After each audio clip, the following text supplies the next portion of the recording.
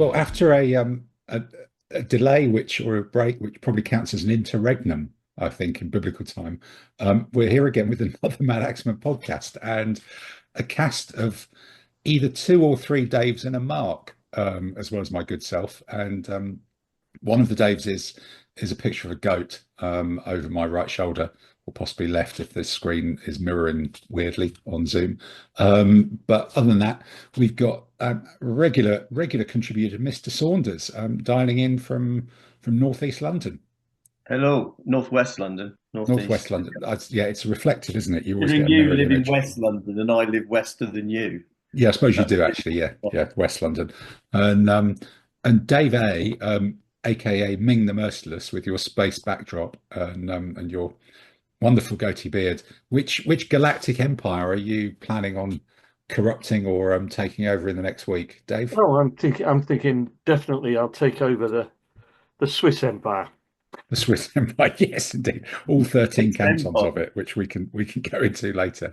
And then Mark, beaming in from the furthest west of them all, I think, Indeed. in From sunny, leafy Bristol. hardly sunny Bristol, I'm afraid. Sort of damp, grey, and cold Bristol compared to the lovely heat and sunshine of Alicante, for Of example. Alicante did. Has that weather blown through you yet, or is it still soaking you? Um, it's not.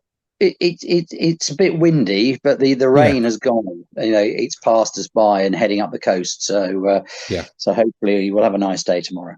good. Well, I suppose a bit windy is another Alicante tie-in for those of us who went for the rice-based meal on Sunday after the competition finished. But maybe we won't come back to that one. So we've got a sort of almost a theory. Well, we've got a common theme here because we've all literally just come back from, and I think all of us have already mentioned, the epic tournament in Alicante, which has become one of the kind of regular starts of the year. It's sort of still cold and miserable here, and it's very cheap to get to Alicante. So, in fact, Mr. Allen, you this is your fifth Alicante. Is it? Yeah, Did you get like a freebie thing for going for yeah. five times? I think didn't we all get a War Wagon? And We all got an unpainted one, but yeah, I there got wasn't there mine some. fixed and painted, which means that it's the only War Wagon I have that's out of several that's Right, actually properly done. But yes, right. it's very nice. Anybody got the artillery war wagon? No, Because Not Um, me. I can't tell whether the barrel's got ammunition attached in the casting or right. it's supposed to be a gun firing with oh, puff it's a gun firing, Dave. It's supposed to be a cloud of smoke out of the front. Yeah, yeah. yeah, It's got a puff of smoke coming out of it. Oh, yeah. That's well, what you'll be snipping that off then, won't you? I imagine. That looks a bit I weird. thought for a minute. It But was it was the ammunition coming out of the yeah, barrel. You had to sort of dislocate it, but right. Yeah, snip it off. Cool. But no, Dave, Dave A. I'll just call you Ming the Merciless. Ming, you've been to five of these things, then, haven't you? Yeah, I And couldn't believe it. Yeah. yeah, so I've been to four. One of which was in the sort of a garage basement under a block of flats. One was in the middle of the town, in a rather seedy hotel, and then the last two have been in the world's most airport hotel, but actually a really good venue for playing toy Mhm. soldiers. But so, which one did I miss? Was there another? Which one did I There skip? were two in the garage. Hmm, I thought we'd been to okay. both in the garage.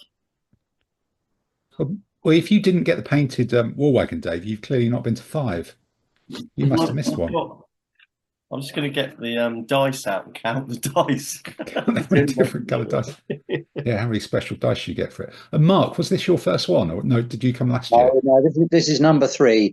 First Number one was three. horrific. I ended up bouncing along the bottom by taking a Norman army to a competition full of armored horse archers. So that Oh, was the end of God. Right. that. But the second one was that was in the not so great hotel in the middle. Second one, yeah, was better. Hmm. And the third, this one has so far has been the best one for me. So Yeah, yeah, but you've been very successful. enjoyable. Yeah. Excellent. And in the past, Team Central London have done epic trips across Spain, or increasingly epic trips, as we've exhausted all of the. Oh, wow. You've got four Four different coloured sets of dice there, dice. so you must have been four times. But we've done increasingly epic trips. We've done, I did Valencia, where we did Valencia for a day or so, and then we came down and a good little museum in Valencia. and then came down the coast road and stopped at that amazing castle on top of two mountains. With Howard, that was quite with fun. Howard to stagger up that. And then last year we started miles away, didn't we? We started in Seville and went to Cordoba and Oh yeah. yeah, Cordoba and what was the other? Granada, and which was just pretty epic. And that's where we went to the motorway service station with the giant dildos in the vending machine, which is the most memorable part of it, I think, trip-wise. But that was just a long, long way away. And then and this time, me and Mr. Saunders went a day early and went to Cartagena, which I'm making it sound a bit Japanese there, but Cartagena, old Carthage. And we touched some Hannibalic walls, which was kind of remarkable. And we were in an Airbnb that was opposite the Rome and Carthage Cosplay Society, I think it was, if you translated it, wasn't it? There he is. There's a picture of Hannibal Barker. There's a big bust of Hannibal at the end of the road where our Airbnb was on. He's looking very mean and moody in the lit from below, like a bad Hammer House of Horrors in the evening light. Yeah, but I thought Cartagena. It also looks like he's got these fabulous feathers coming out of his. That's a helmet, I think. Yeah, no, I think that's the plant behind him. Possibly. Find the other picture. Yeah. Oh, here we go. Hold on. There's another one coming up. Is that what we got? Scipio's. Hang on, here we go. Let's get this. Where was Scipio? Yeah, so it had one of the two. So I guess you could choose which side you were on. Scipio was looking a bit weird, actually. Yeah, Scipio. Yeah, Scipio had eaten something, hadn't he? And lost that's all his in hair. daylight. It was the night before with Hannibal. Yeah, Scipio was not. I think clearly whoever the sculptor was a Carthaginian fan and not a big fan of the Roman invasion, quite possibly. Apparently, half the town are Scipio and half the town are Hannibal. Yeah, they've got two football teams, Scipio FC and Hannibal United. But it was a surprisingly cute little town, actually, wasn't it? It was good. It's good. We had some good food, good tapas, and some bonkers museums. Oh, hang on, here's a bit to the bar. Oh, you got bits to the bar. Yeah. We actually sat there and watched somebody. Hold on, share it properly. There you go. That's the bar from Friday night. That was kind of cool. How old school do you get? It's like and we got there in between the rain, and had a fair old bit of tapas, and then we did a museum ticket thing where you buy a ticket from like 4 different attractions, or you can buy it for 10, or we bought for 4, and but it turned out that you had to tell them which attractions it was. And we tried to go to the wrong one, and we had to it's like the whole town is like an attraction, isn't it? Yeah, there's a lot of Roman stuff. They've got an enormous Roman. Now, you were correcting me, Dave. Is it an amphitheater or a? So there's a theatre. There's a theatre, yeah, and then there's an amphitheater. But the amphitheater looked like it had been used for bullfighting too much. Yeah, it had been a Roman amphitheatre that had been converted to bullfighting, and then so definitely seen better days. But the theatre was just huge, cut into the cliff in the middle of town. I'm trying to find the picture of the theatre. No. And then there's a castle right at the top of the hill that was sort of medieval, that was just big blocks, but didn't actually have that much in it other than quite a good view. And it was a little bit disappointing. And then they talked about the Muslim conquest sort of in passing. At the end of it, it was sort of 1,000 years of history was just glossed over, but in about three panels. And then, best of all, they had an artillery museum, which was completely mad.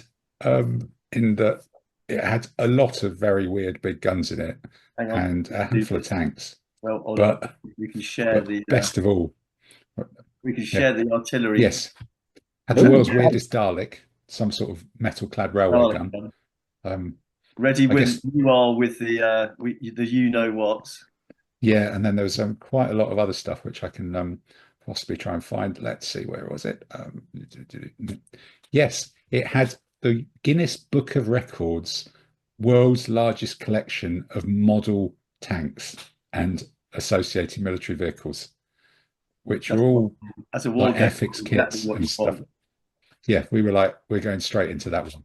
And starting from Spanish Civil War stuff knocked together, all roughly 1/72nd scale. I think all of them must have been. There must have been 100th. Because they were smaller than an Airfix. Because I remember Not Airfix. a lot. They might. I think they were Airfix or smaller. They weren't 1/144th scale because they'd be teeny tiny. And I've got a load of those. But just one of each of every mark of tank from every nation in the world, from every theatre of war, up to a total of 2,500 or something, and some completely mad ones. Like, look at that. Tank with 3 turrets and a Katyusha on the back. That's actually got 1, 2, 3, 4, 5, 6 turrets, one of which has got a Katyusha mark. Turrets, yeah. You missed a turret in the middle and the turret on top of the turret. So it looks like just completely insane. And the bloke who... It's the length of it. I mean, it's just unbelievable. Well, it was unbelievable, but it's whether these are supposed to be real things or not. I don't know. Be real. Yeah, quite possibly. But I think the real highlight of it was where's the guy gone? So this is our hero, folks. This is the guy, Francisco Sanchez Abril. All hail Francisco Sanchez Abril, who made and fairly averagely painted, if we're fair, or generous possibly, all 2,568 tanks and armored fighting vehicles. And does he look happy at that achievement of getting in the Guinness Book of Records? No, not particularly. No. If you walked into this bloke's tapas bar, you'd be, we might not stay for... We'll maybe not leave that, but what worries me about the picture, he's one of the friends of the historical museum. Yes.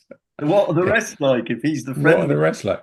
Yeah, and then he got the world record in '99, and then with 1,800 vehicles, and then he extended it by 700 a few years later, which was just like completely bonkers. So there was some completely weird stuff there. That I will put up on a separate video because it would take forever to go through them because there's a lot of them. And then we chugged over to Alicante, to Hotel Dania, where Dave and Mark, you were already well in. You guys were in the bar meeting the world. There was like everybody was there, wasn't there? Yeah, I've been there since 11 o'clock, having got up at 3:30 to catch a flight from Bristol. So, I did. They did actually let me in my room by about 2 o'clock, so I could end up with having a couple of hours of kit before we started throwing dice. Was it 7? I think it was. I think it was, wasn't it? Draconian regime of getting us to actually play a game on the Friday night. Very BritCon. Yeah. And Mr. Allen, did you stick on the beer, or did you get onto the red wine, or was it one where you got onto the shorts before gaming?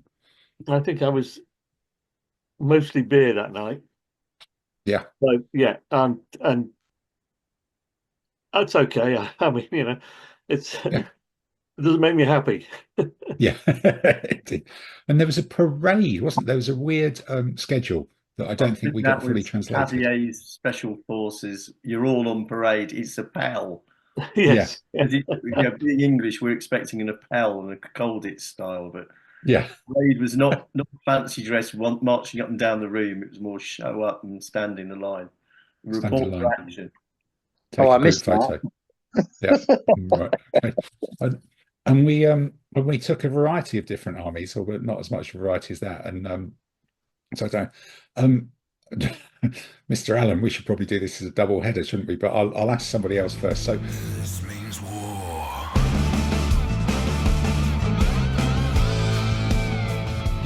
Dr. Saunders, what was your theory? What was your approach? What army did you pick? I took French ordnance. Because this was a high medieval period, wasn't it? Essentially. Yeah, I mean, it was high medieval and only Western Europe. It was kind of, it was Europe, so there was no funnies, no elephants, no camels, no. But you had Ottomans and Byzantines running around as well. Yeah, so Istanbul, there were Ottomans. I mean, overall, it was kind of. I did a couple of practice games before the competition and discounted the Ottomans I'd taken to warfare. only to find the entire composition was full of Hungarians and Ottomans. Yeah, yeah, there was a lot of that, wasn't there? But The saying wide that, open steppes. I think I fought one Ottoman army, one Hmm. Burgundian, one French ordnance, two medieval Spanish, Okay, and something else I've forgotten. forgotten already in the last 3 days. Yeah. So you did quite well only fighting one sort of cloud of nonsense army then out of that with your own Yeah. heavy metal army. Yeah, but the heavy metal army I thought was, I mean, I won the first 3 games, Hmm. then got a mutual destruction. Then I think I lost the 4th game to an Right. Ottoman army, then got a mutual destruction against the French Ordnance Army.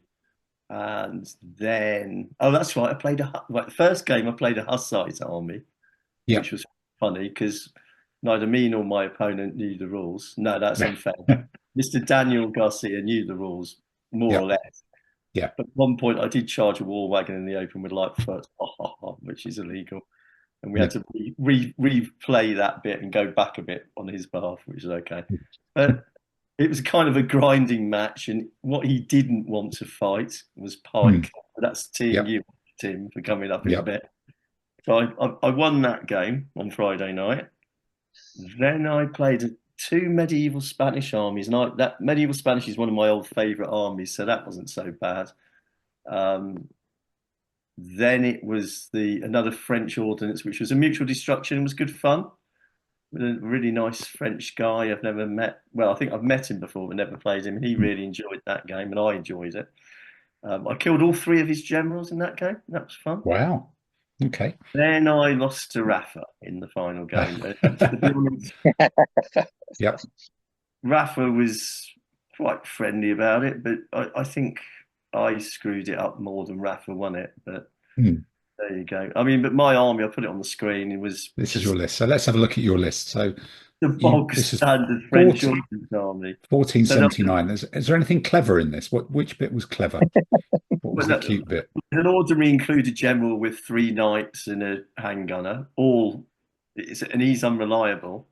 Yeah, okay. And I've got another Swiss ally with the pikemen, the halberdiers, and he was allied. So I had 2 potentially unreliable.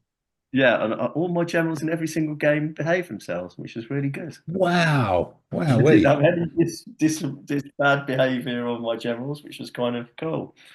So your Swiss is 3 pikemen, 2 halberdiers, and some bits and bobs then. Yeah, the interesting thing is it's hard to get. I like to try and get 23 in an army. I got 22, but got, was it 3, 5 knights?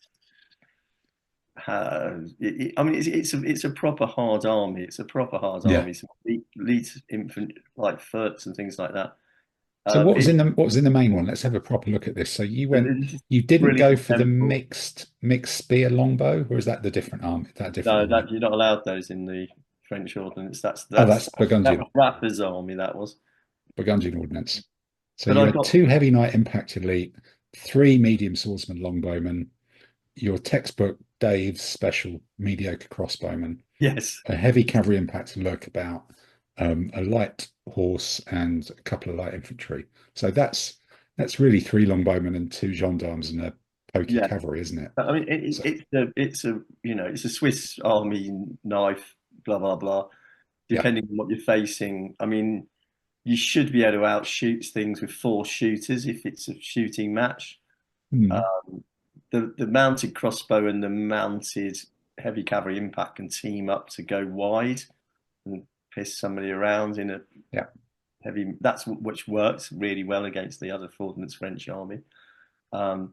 Unfortunately, when I played Rafa just outshot my longbowmen and my crossbowmen with more longbowmen and bowmen.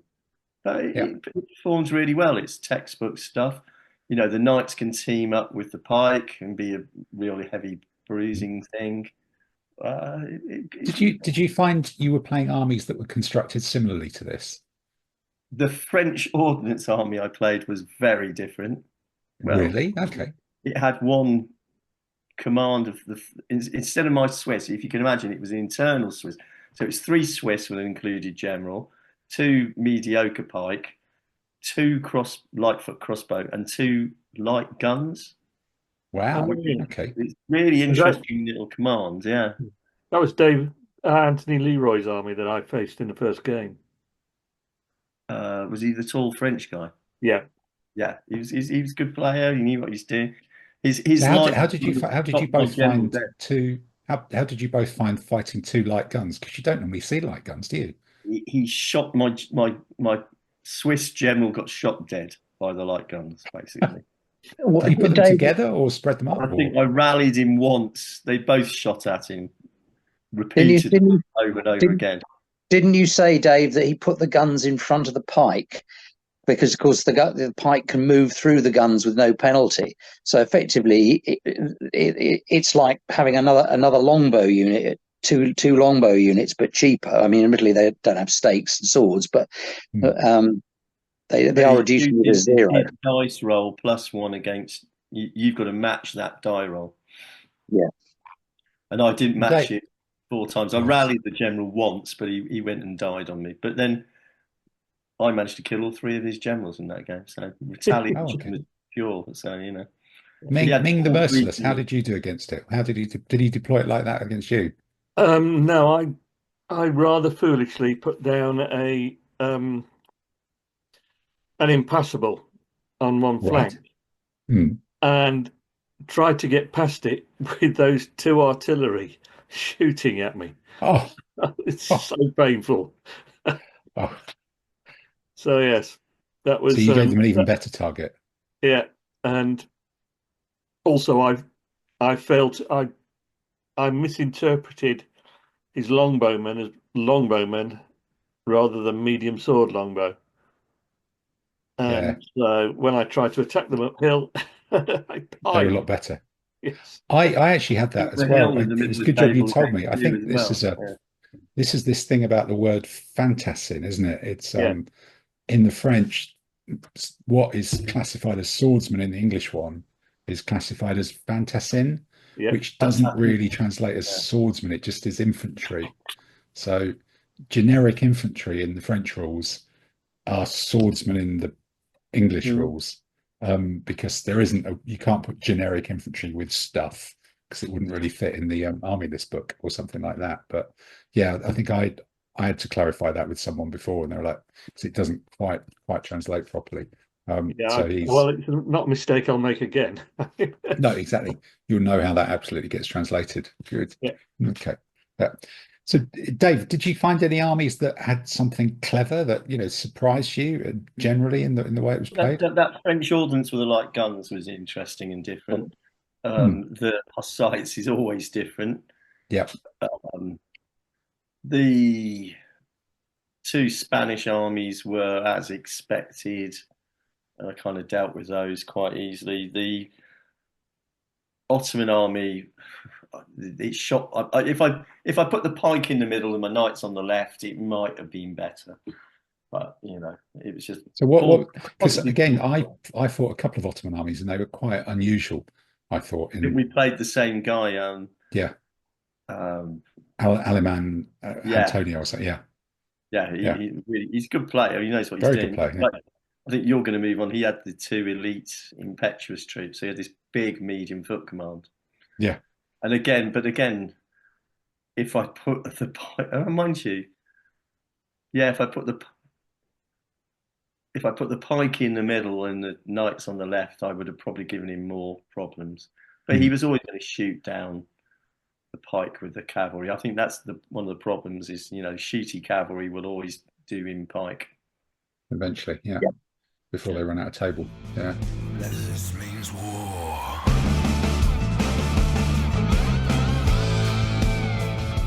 Mark, is that something you'd seen as well?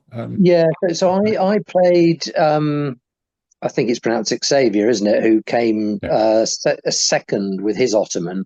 And his Ottoman was, again, very interesting on the basis that it was almost all elite.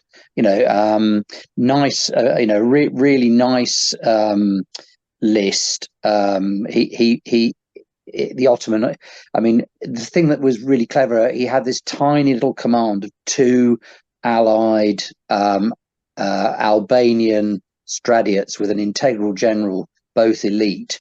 So you effectively get, and he was using it all the time for flank marches. Yeah. So you get a flank march for 8 points effectively, yeah. because ordinary, and it's integral, and it's allied, and and then you've got the two elite light cavalry at 7. So, but the whole thing comes out at 8. So that was good. In the game against me, it didn't come on, but it had done previously in some of the other games. And that was good. And it was the interesting thing I would say about the Ottomans, as I say, was all the cavalry except for the Akinji, the 4 compulsory light cavalry, were elite. Plus, he had is it pronounced Ayalas? The medium infantry, yeah. Fanatic, but they're elite as well. 3 elite janissaries, and then I think 1 or 2 skirmishers. And he bought the strategist, and had some really beautifully made ambush markers with corn, with things hiding in the corn. But of course, he has 3 of them, and so he can hide the whole of that foot command. And you just and again, if you've not come up against it before, you're thinking to yourself, well, it's going to be full of janissaries, but you weren't expecting the Ayalas. So it was a good game. It was a close game, even though in the end he did beat me. But very enjoyable. But it was the clever use of the ambushes and the fanatics that was the real thing. Anyway, I took the Hungarian, and it's one of my favourites. Just going back to the Ottomans one bit. Ask the other 2 guys. Do you think the use of the Ayalas, the 2 impetuous swordsmen, elite, was something that only really worked because it was a heavy metal medieval period, or because I tried to use them up in Scotland a couple of years ago, and I just found they weren't enough, because I'd end up running into bigger infantry armies, and they weren't actually able to do anything, or they get shot by longbowmen or something, or whatever. And I've never really. I thought I was being clever and unique 2 years ago. Then I ditched it, and I thought they just didn't work with the rest of the army, because they anchor it somewhere where you're going to attack with infantry when it's an army that moves around and shoots. But I don't know. What does everybody think? Are the Ayalas something you now look at and go, oh, that's starting for an Ottoman thing? Or against me, it was pointless, because I'm all cavalry. Yeah. So they appeared out of ambush. I hit them in the flank with some heavy cavalry Zeklers, and that was the end. One of them, and the other one I shot to bits. So it wasn't helpful, because I didn't have the heavy metal, and he was having to. What I also did was throw up my light cavalry command, turn it around so that it's facing away. So he has to dice to stop it charging them. So because of course cavalry presenting their rear are a compulsory target. Wow. Yeah. God, so what a game! I never knew you were such a gamey player, Mark. I thought you were one of the nice guys. Yeah. Well, when you've got a command of 6 light cavalry bow, you got to know the rules. Well, and of course I can sit in front of him at 2 and shoot the buggers. So he's got to do something, So it was to pull him off the hill, basically. But I'd imagine, it'd be interesting to hear what the others got to say. But I'd imagine if I'd had something with pikes or heavy spearmen, I would have been in real trouble with them. Okay, Dave, the Ming the Merciless. What do you think about Ayalas? Did you come up against them? Did you think? I played Ottoman quite a bit in V3, and I agree with you. It doesn't feel right within the overall thrust of the army. This idea that you've got an army that's largely mounted, largely shooting, and then you've got some high quality foot that can snipe and shoot from cover. Yeah. And these guys you can't actually control.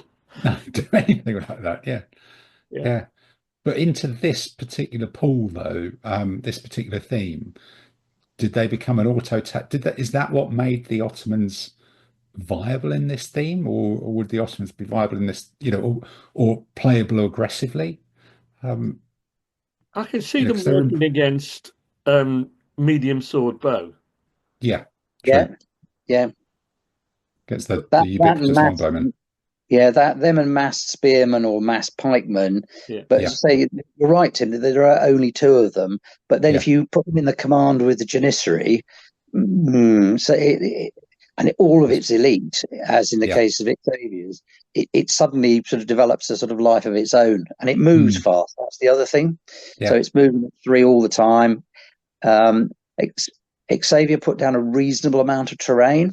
So there were woods, there were what else? A hill as well, and he was using the terrain because he had a strategist to give him advantage. So he moved the hill back to allow him to put the Janissaries and the Ayalas in ambush. So and it was pretty obvious something was there, and it was going to be substantial, something chunky. It could have been a load. It could have been a load of more heavy cavalry. So Yeah, Mr. Saunders, what's your thought on Ayalas? Was it event specific or interesting? Well, considering this was like a late medieval heavy metal competition, so I've got two chains of thought here. Is that you don't go medium foot at all, or I think what they've done is they've gone quite strongly with medium foot in a late medieval competition, where they are depending on the terrain falling right for them. And that's where Marx, is the guy who came second, had the strategist, so he could move the terrain to where he wanted it to be. But, a lot of people will just completely discount medium foot. But, again, this is the era of the medium longbow swordsman. Yeah. Which is such a good troop type. It is a really good troop type. But what trumps that is impetuous medium foot elite.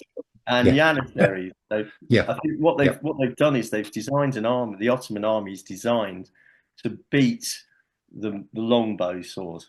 I mean, the other army that had a fair amount of medium impetuous swordsmen was Phil. I can never remember Phil's second name. The English chappie, Phil Hackney. Hackney, thank you. So he had his Scots Islanders and Highlanders, and he bought the Galwegian command. And he said when it worked, in other words, when he could actually hit things, it just ripped longbowmen to bits. Absolutely. Obviously, they're not elite. You've got one elite out of the 6, but you can have 6 of them. And I think that was probably the biggest number of impetuous medium foot in the competition. Yeah. So, but also consensus. The army that won the competition was Catalan Company. Yeah. Which is again but that's medium infantry that can stand in the open, given a bit of luck. Yeah, because it's got true. Possibly. So weirdly enough, a late medieval competition was probably won by medium foot.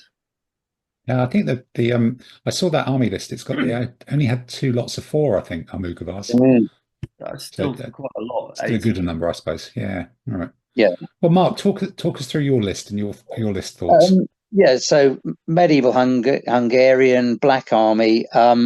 It's an army I like because it's sort of really got those 2 bits to it. It's got a core of 6 elite heavy knights impact, which are extremely forgiving, which is what I like. They do the business.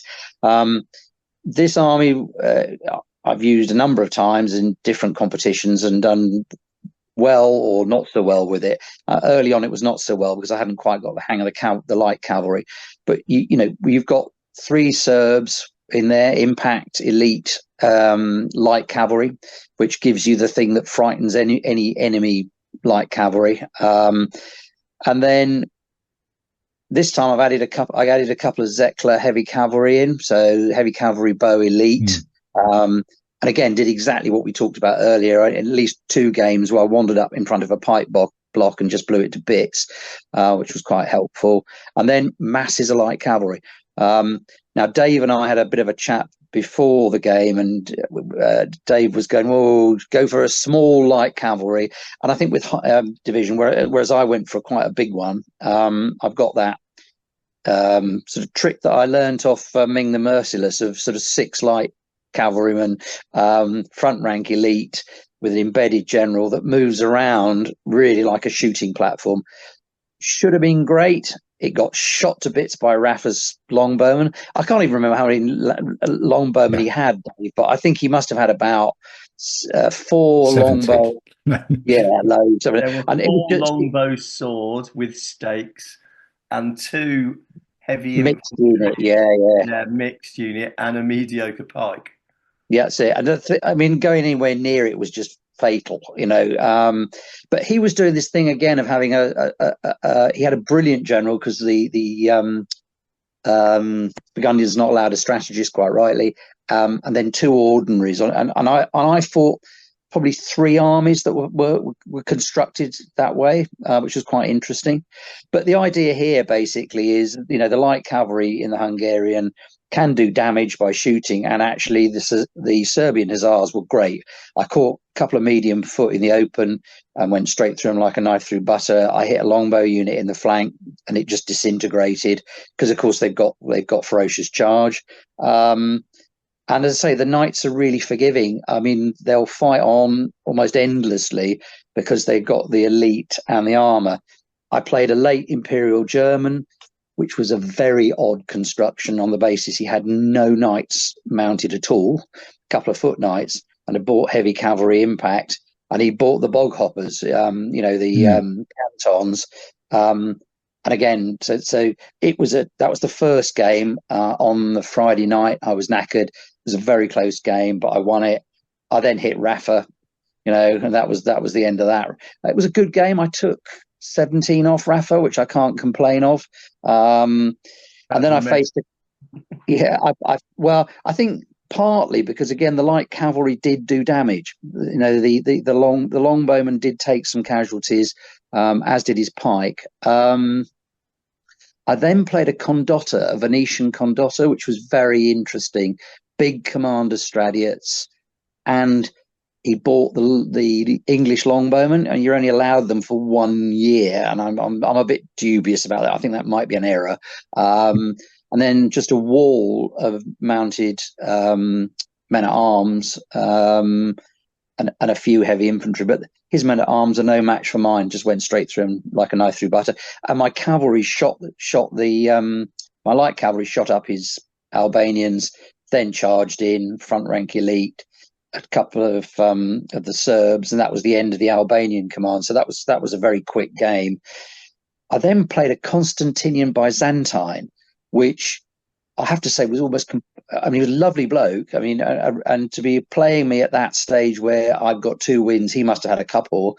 He must have been a reasonable, good player. But there's just no advantage against me on the basis that he can't shoot my knights because he's mediocre, and I'm +2 protection, and I'm elite. Elite, yeah, it's not happening. In combat, I'm always 1 ahead of him, regardless of what happens. Even if I'm injured, I'm 1 ahead of him.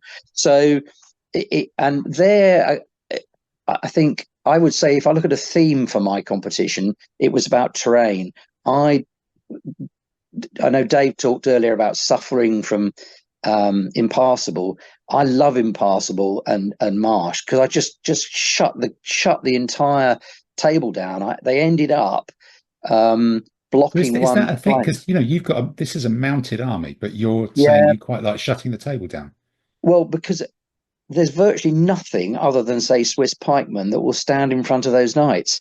So if I can create a bowling alley down the middle, and I can put, and even the Zeklers aren't bad frontally, that gives me a line of sort of eight heavy cavalry. And if I can soften it up with a line of the handgunners were really good in front, because they'll poke holes in enemy knights. And then the other thing is, I will charge through with the Serbs to clear enemy lights in front. So my guys go in unhindered, and the Serbs make great flank attacks. So the Serbs start behind the knights and then charge through them to clear off enemy skirmishers, and then the knights move up and charge in. Or absolutely, move up and avoid getting shot by. Yeah, it helps. And the big light cavalry battery is probably too big. I think with hindsight, I'd reduce it down. you can still have 2 more knights in this if you wanted it. They can't be elite, but you can have German and Bohemian knights. So with a little bit of jiggery pokery, you could get yourself to 8 heavy knight impact. Which has a sort of flavour all of its own, basically. I didn't come across any heavy metal, really. I mean, the late Imperial was close. My last game, though, my last game was against a feudal French, and it wasn't a great game. He put a load of absolutely masses and masses of terrain on the table, and actually, it was one of those games. If I'd been playing in the UK, I would have said to my opponent, "Should we just start again?" Because what it created was a funnel that neither of us were prepared to go into. Because whoever went in was going to end up overlapped at the far end. So it was just a game, and excuse my French, of dicking around. It was just and we ended up with a draw, not particularly high scoring either. But no, it was feudal French. He had mounted, elite, mounted. No, he had 9 impetuous medium knights. He had 4 heavy foot spear. He had 2 elite crossbow pervice, two medium swordsmen of some sort, and then a shed load of lightfoot skirmishers. And he put down brush, wood, waterway, impassable. I mean, it was just, it was ridiculous. It was one of those games where, we should have just said no. Let's not bother playing. Okay, so you were sort of fortunate that you had stuff that 6 knights, 8 knights could hit without getting jumped on out of terrain, I guess, because you've not got any terrain ability. But did you end up?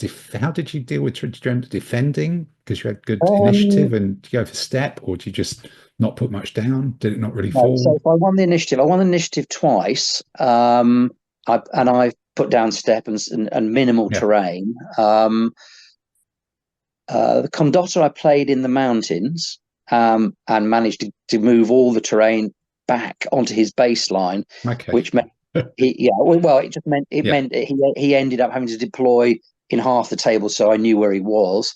Against the Constantine Byzantine, he chose to attack me in the steppes. It doesn't really matter against that. You're just better than that, aren't you? Well, but he chose a marsh, quite a big one, and I managed to move it. So again, I blocked half the table. So he spent a good amount of time trying to reorganize his army. And against the Ottoman, I had no terrain. I had no terrain on my side of the table. So it was, and he knew he had to come to get me. Against so the French was the most difficult, and I did stupidly put some light cavalry into a wood that got mugged by Lightfoot, and that will happen. That will happen. But I was trying to make a game of it, so I was sending troops through the woods effectively. I didn't really suffer badly from it. I think if I was going to, the fault with the army, from my perspective, is the command's wrong. It needs a brilliant general in there, and possibly reorganizing the second sub command so that it's smaller. It's just metal, basically, because that's got an integral general in with the knights. Scary. It does need a brilliant, doesn't it? Unreliable generals, included generals, and unreliable generals. Yeah, I've got 2 included, Dave, and maybe I'm not as risk averse as you. I only did 1 flank attack as well, so I'm probably more risk averse than you, I should say. So Okay. This means war.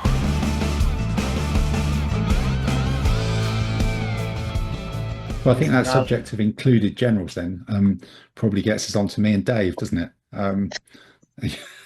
Are you still there, Dave? Are you on muting? I've been muting because of him making a bit of noise. Well, Okay. Well, that's old man's problems, isn't it? Really happens to us all. But, it does. Yeah. Is this Mr. Allen's list? I think they were the same, weren't they? Really? How did that happen? Yeah. Well, I convinced you that this was the future. Oh, well, they were similar, but not the same. Not the same, were they? No. Okay. Dare I whisper it? I think Richard Case has decided that U2's armies is the future. He might have been. No, I think this is the same. When we get to Burton, this is going to be my line when we go to Burton. No, this is exactly the same. Is it? Pikeman. Hang on as well. Was this your army? Yeah. Only slightly. You had a crossbowman with your halberdier command. Wow. No, I don't. I have a crossbowman.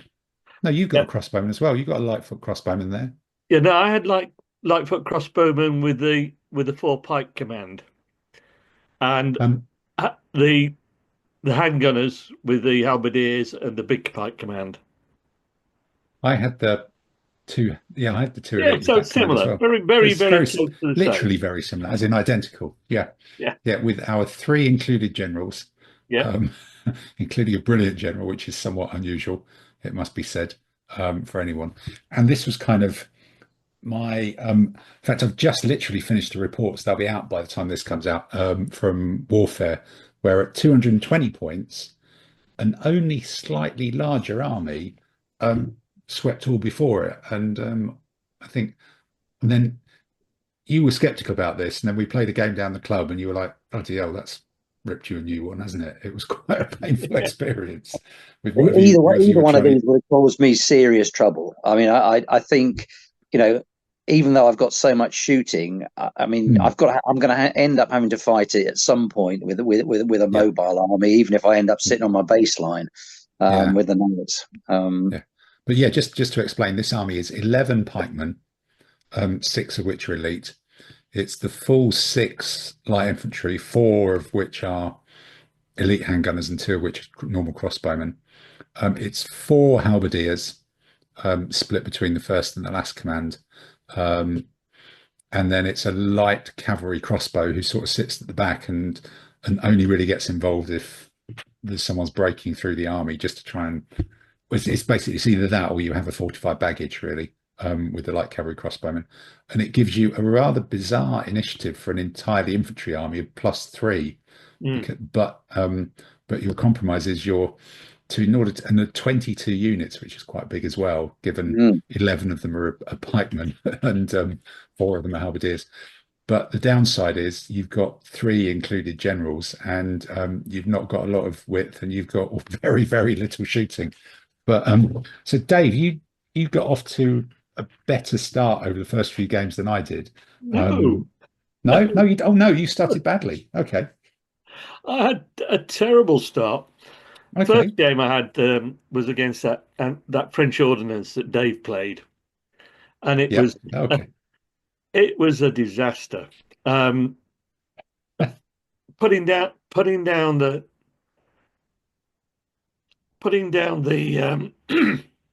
the impassable. Just gave him free shooting as I tried to walk past it. And I very nearly got to those. Nearly got to those artillery, but that was stupid beyond belief. But the really bad thing was not recognizing the medium sword longbowmen as what they were. Yeah. Until I attacked them uphill with my general. Oh God! And he died. Okay. He died. So, first of 3 occasions when he died. Oh God! So yes, that was I did catastrophe. I did a lot of damage to him though. I got 25 points out of that game, so I got 3/4 of his army. Okay, but it was a self-imposed catastrophe. Yeah. Yeah. So this army suits my style of play. The only thing I think is missing from it is having a couple of bow units that you can hide in between stuff and shoot, and then shoot from safety. I was looking at that as well. Are there any bow units in the Swiss? Are they allowed any crossbowmen? No, you might have. Is there an ally in one of the later ones? I'm just grabbing the book to have a look. So no, I don't think so. Can you not have a crossbowman at all? No. And have you both got as many light foot as you can have? The maximum. Exactly. Yeah. This is the maximum. That gets you the extra point. And what's the initiative? Is the initiative? I mean, 3. That's pretty good. Three's astonishing, all foot. That army on the screen has got a brilliance and 2 competence. Which gives you +2. And then it's got 6 light foot and a light horse, which gives you another +1. The command must be 4. The command is 4, yeah. Right, so why don't you have 2 brilliance and an ordinary included? Because if you've got 2 brilliance included, they're a bit too risky, and the commands don't have much to do. That's true. There's not really enough to do with a brilliant general. So Dave, you said you lost. How many times did your medium foot general die? At least 3, possibly 4. So including the practice game against me before we went, that's 5. Yeah. All killed by medium foot cross longbowmen. But yes. But in the last game, they wiped out. That command wiped out 3 of his medium sword longbow. Before I was so successful in one of the 5 games. Sorry, one of the 5 games. Yeah. I thought having the halberdier commander with the pole arm, because that command's only got 2 pikemen, and it sort of sits near terrain, and the halberdiers go into terrain. So my theory was the 2 pikemen are just going to not do much. You're not going to get the advantage of the general. The polearm guys, the 3 medium swordsmen, are going to be going in terrain, taking on longbowmen, swordsmen, armugavars, all sorts of stuff. So having 3 of them with polearm, one of whom's elite and he's the general, it just gives them that extra bit to knock a hole through something. And those are the units that are going to move. I thought the 2 pikemen are just going to get becalmed and possibly beaten, ground down, but you're not going to be able to spend the general's pip on them. But the general's pip's always going to be useful on 3 halberdiers are always going to get outnumbered by. So what you could have, you're allowed if you, I'm presumably, is this a Burgundian? Oh, this is the 1400 one. But if you go for the Burgundian one, you can have 2 light guns. So Dave, as you saying about Lorraine night though, that's the problem. Because you have to have the night. Yeah, okay. So suddenly you're taking 20 points out of it, which is 2 more pikemen. But what you also find is that the problem with having 2 light guns for this army is that, as Tim has already described, the idea of the army is to rush forward. And that slows you down immediately. Because you can't move. You've got to plow on and just keep going until you run out of troops and your army disintegrates, basically. So but the second game was against that Constantinian Byzantine you faced, Hugo Carmona. And he's a nice guy, but that's just I just throw nothing but 1s and 2s every time he shot at me. I still managed to get about 2/3 of his army, but eventually, you can't. You charge him with a damaged pike, and he 6-1s you, and the pikeman's gone because he's got a full charge. I've got a bone to pick with the rules on that basis, because I think it's a fundamental thing that pike will always get butchered by cavalry bow because they can never catch them, and the pike are unprotected, so they just get shot. Cavalry bow, I'd have charged off the table. He didn't know where he was getting out of the way. I mean, I got close to his start line before he killed me. So. I think I almost got baggage. I might have got baggage once, and I almost got baggage 2 or 3 other times. You were really unlucky against the Byzantine, Dave, because he's shooting at you, and his bow fire is mediocre. Absolutely. So you must have been throwing some seriously shite dice. Absolutely. I mean, it was just one of those games where halfway through you're thinking, I just can't. Even if I catch him, I'm not going to do any damage. Yeah, you're going to lose. It's just one of those things. Yeah. Oh, Hugo, if you're listening, you got lucky. Everybody, I got lucky as well in the game. So it swings and roundabouts. I think it was a really brave thing to bring the Constantine Byzantine, and particularly with no knights. I was expecting at least some, I think you can have some Normans. I was expecting at least some medium knights in there, but no, he'd gone for all heavy cavalry, lance half bow, or medium cavalry lance half bow. And admittedly, no, it's not, because actually they're really expensive, Dave. They're really expensive, yeah. So it's a bit of a curate's egg. It's neither one thing or another.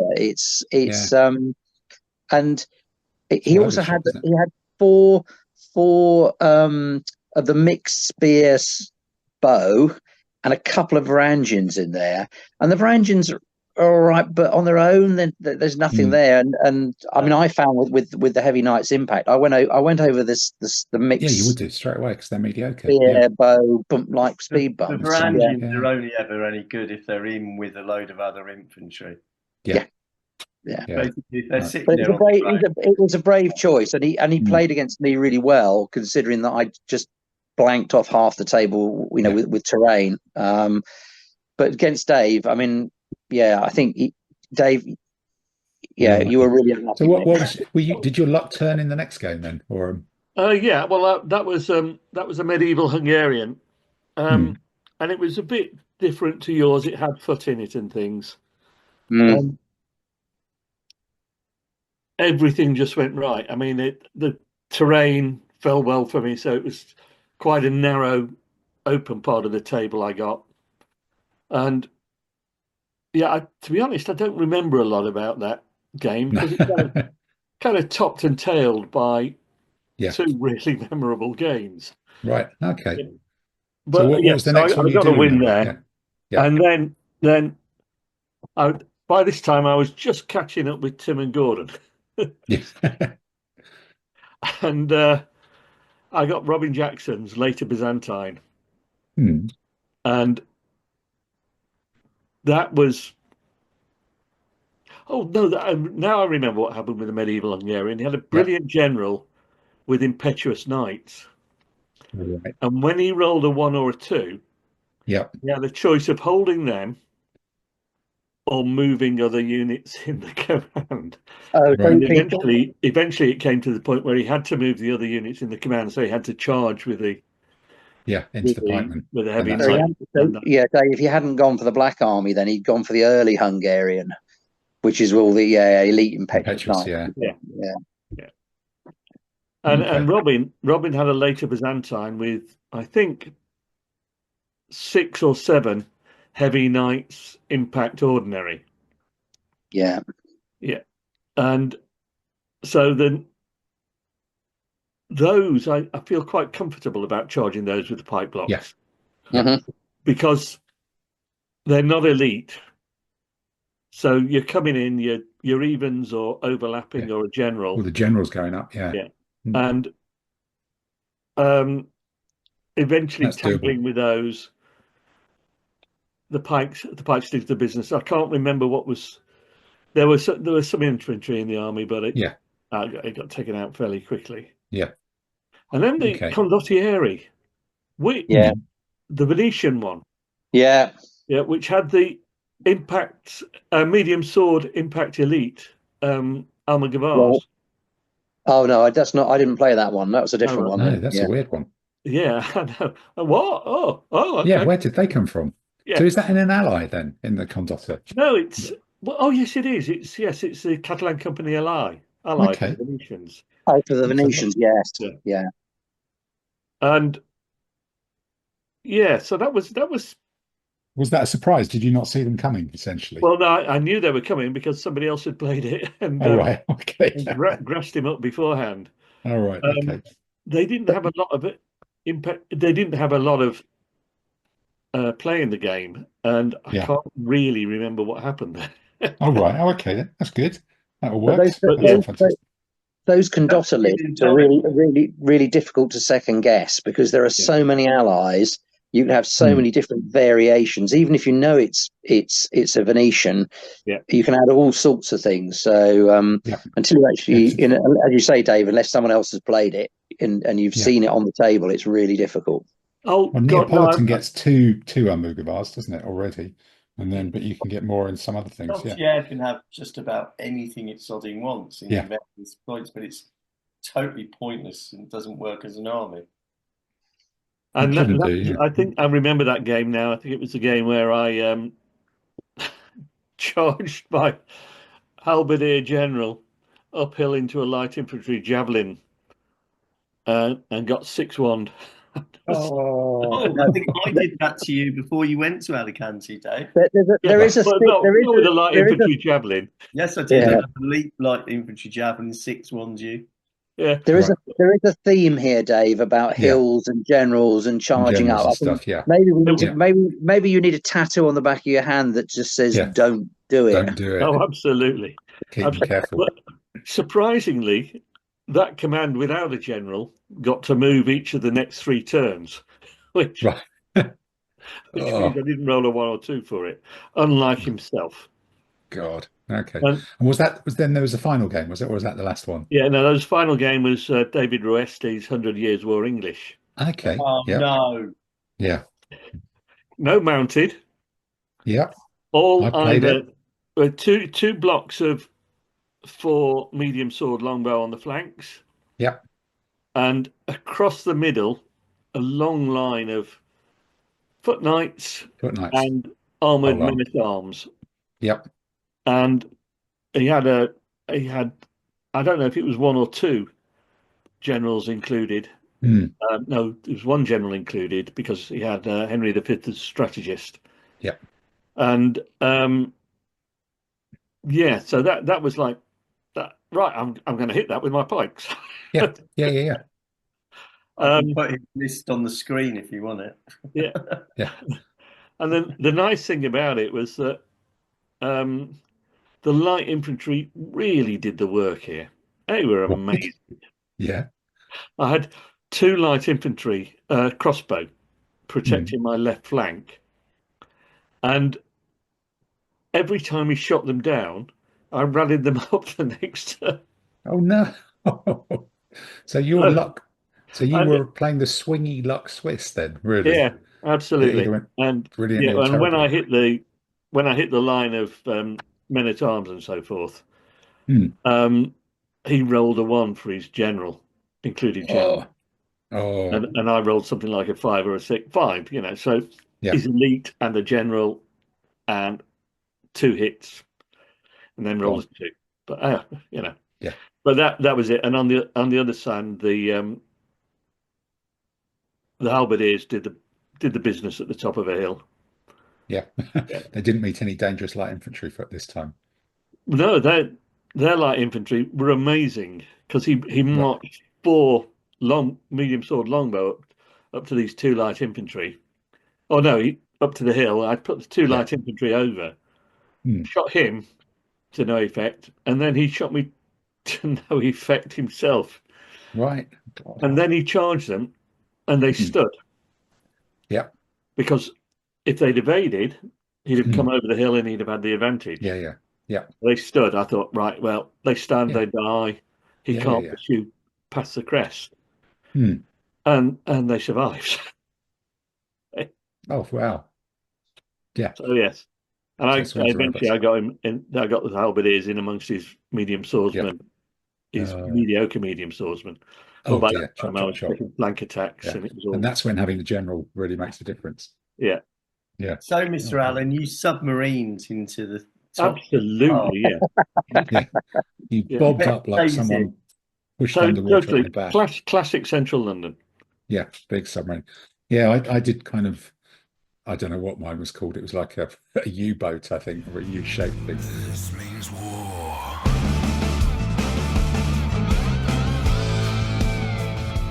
So, using this exact same army, my first game was against a guy playing Serbs who was pretty new, and he'd taken kind of the early Serbs. So it was medium knights. Yeah, it was like there were 2 commands which both had 5 impetuous medium knights. But only 1 of which was elite. So there was a block of 10 impetuous knights in the middle.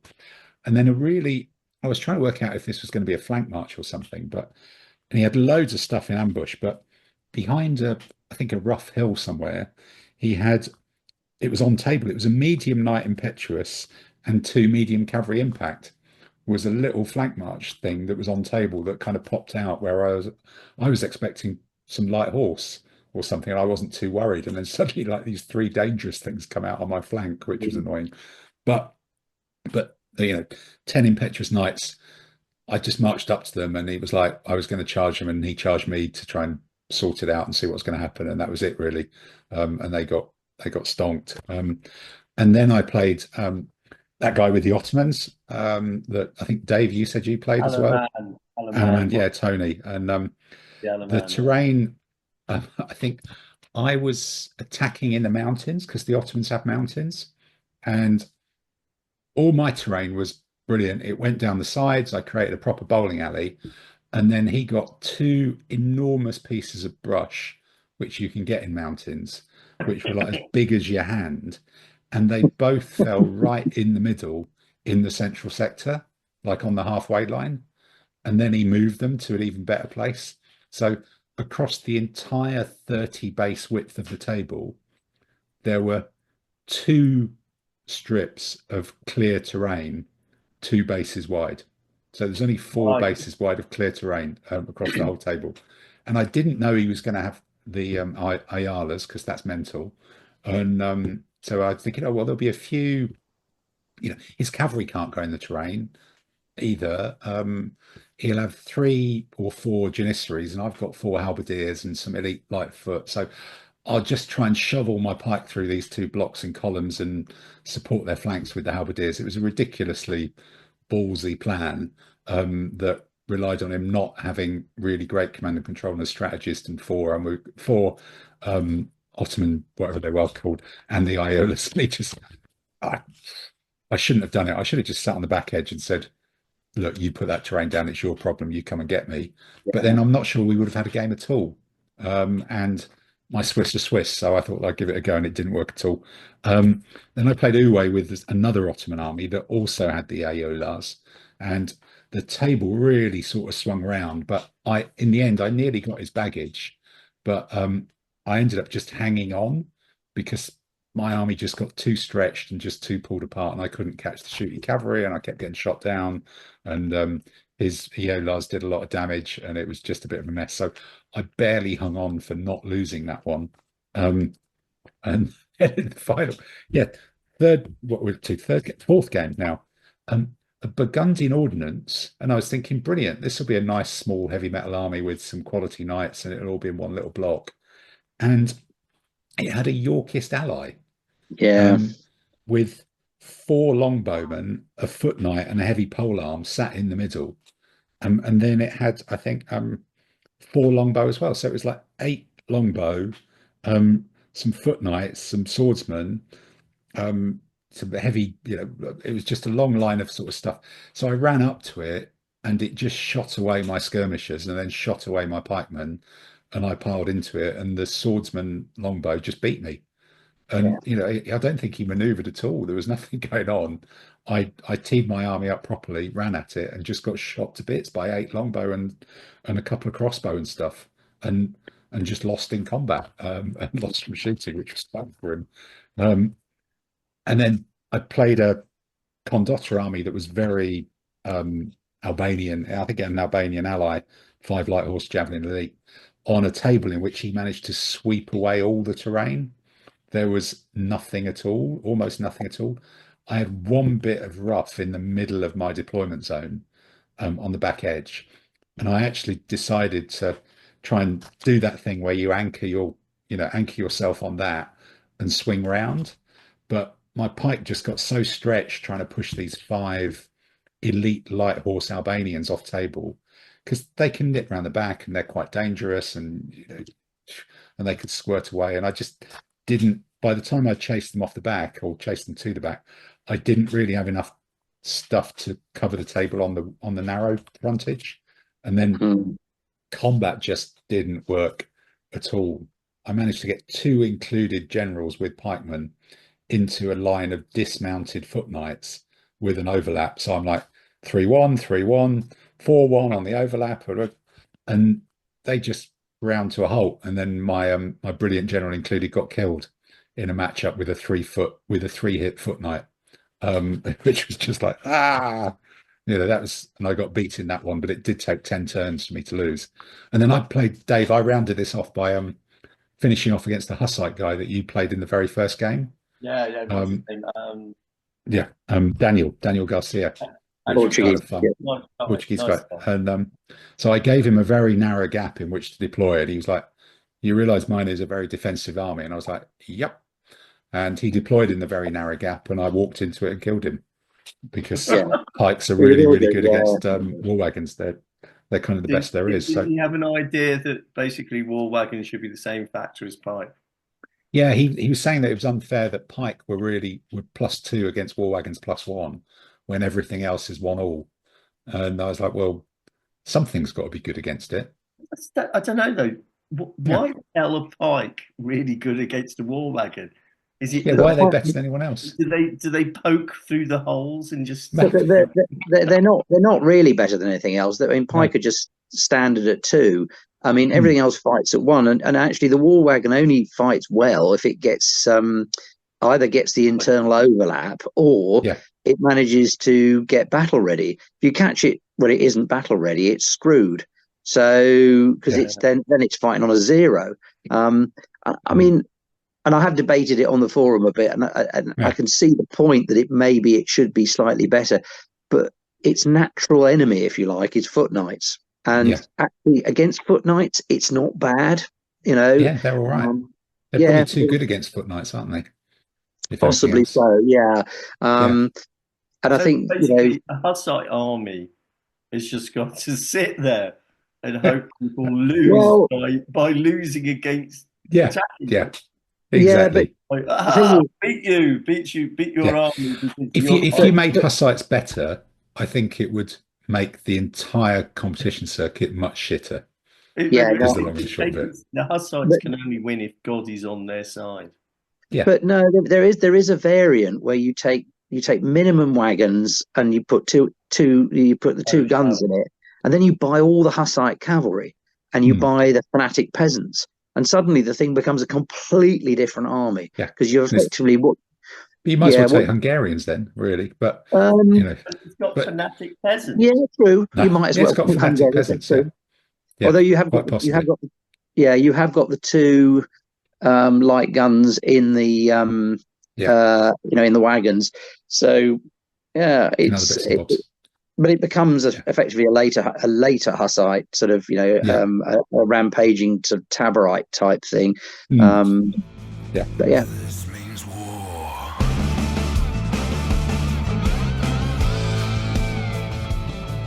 But we did also go on the Saturday night. We've skipped over that. We did go to our favourite restaurant in Alicante, which I'm not sure anyone can remember the name of it. No. It's got a stupid name. That's why. It's got a stupid name. And it had the world's biggest lump of chorizo.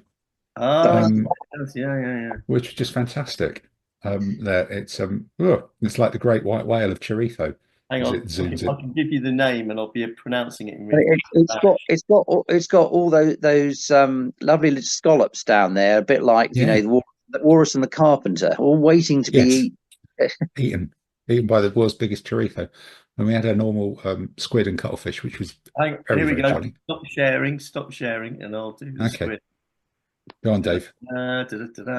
There's share. What's it going to be? There you go. There's the squid. Oh, there's the squid. Oh, yeah, that's a good squid. Grilled squid. That was good. That was a highlight. It was good. It was good. It was nice. Yeah. Nice square plates that fit on the table, all very sensible. Lovely. Yeah. No, I thought it was good. Yeah, they did fit very well. So that was nice to get into town. Yeah, we were. I think that's Paul's finger giving us the finger right at the beginning. That's yes. Hey, lovely. And Robin in the back. Robin way in the distance. Well, didn't he win a prize as well for most improved score over the course of the competition? I think that's quite a good one, actually, in terms of prizes. I think it was more technical than that. He won a prize for the highest placed competitor in the final standings who started in the bottom 20 for world rankings. Okay. So excellent. Yeah, it's good. for sure. And then and then we had and then those of us, you had to rush off, Mark, didn't you? You had to. Sadly so, yeah. I had early flight one direction and an early flight the other, unfortunately. Yeah. But yeah. But then we managed to go for a rice restaurant. Went for sort of nuclear, sort of radioactive paella or something, didn't you? Yeah. Ta-da! Yeah. Ta-da! There it was. Yeah, you can zoom in on that, Dave. It was kind of a very weird colour, wasn't it? It was sort of a vegetable green. But, right. Yeah. Yeah. But it was lovely, and it wasn't paella because we're not in Valencia. It's So rice. It was rice. Rice with some sort of animal ingredient. Okay. Probably vegetables. Rabbit. I mean, the Spaniards do like their carb with carbs, don't they? It was like the was it the tortilla in a bun for lunch? Tortilla and bread for lunch. Oh, my favourite thing in the world. Yeah. That's always a good one. This means war.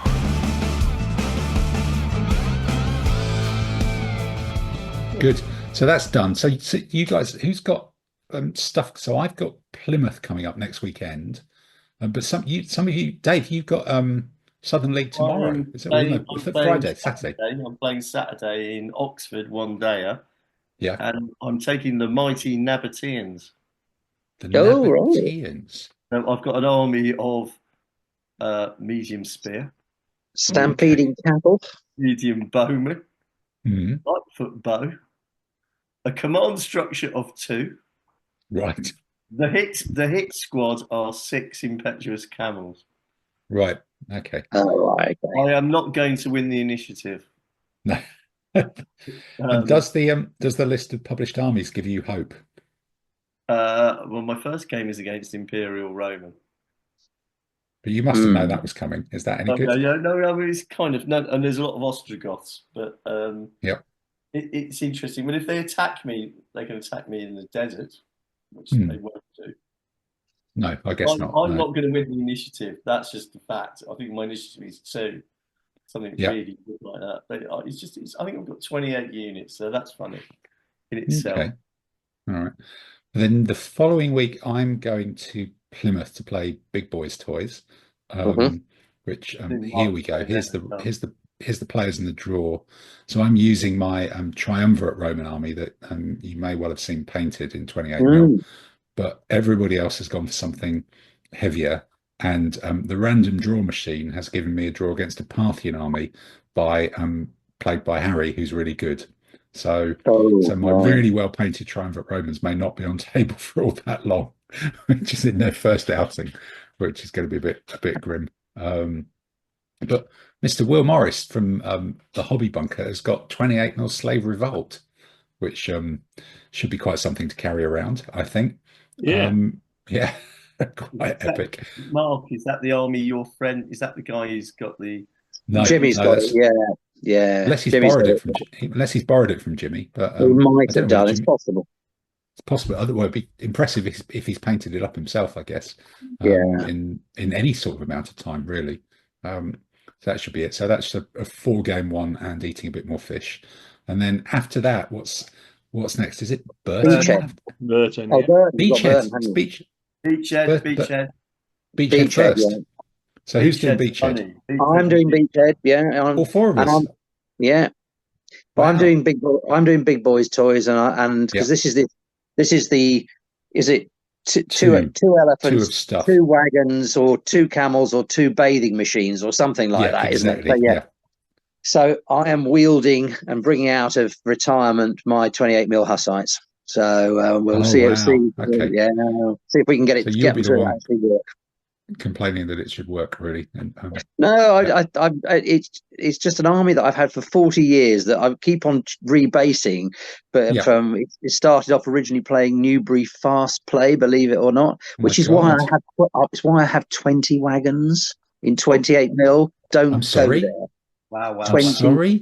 20 wagons in 28 mil. It's don't go there. It's just that's 4 armies, isn't it? 3, at least 3. Yeah, you can have 1 deployed and 1 on the wall. You can swap them out. Yeah, I can probably do a whole competition just with the wagons. That's the thing. But they're too lovely Yeah. I didn't paint them. Someone else did. They're too lovely to sell. Lovely That's to the problem. Right, yeah. Cool. Well, I think I'll be taking early successor to squeeze in 2 elephants and 6 of the pikemen that I've painted up over the last few years in 28s. The other day, Dave A, what are you playing, big toys or little toys? If I dismount the impetuous camels and attack war wagons, you become impetuous medium foot, Dave. Yes, and you don't get ferocious charge. You don't get impact. Yeah, you get nothing. You're just basically a swordsman on a 1. Mr. Allen, Mr. Ming the Merciless, what scale are you playing at Beachhead? I am playing 0mm at Beachhead. Oh, you're not going. You're skipping it. Yeah, it's a competition you're not doing. It's just one too many. Awkward for me to get to. It is, isn't it? Yeah, does that mean you're only doing 1 competition in February? Yes, it does. Blimey. Wow. Yeah, I know. But holiday. Yeah. It's a holiday day. You're on holiday. Just getting to getting home from it on a Sunday is just a pain in the neck. Just too hard. I could drive, but it'd be even worse. Yeah. So Dave, really easy. Other Dave, what are you taking? Are you decided yet? What to Beachhead? Not decided. You don't know yet. No, I've got an idea. I've got an idea to take Macedonian something or other. Yeah. But not a bad call. I'm not. It's a long time since you've taken an army like that.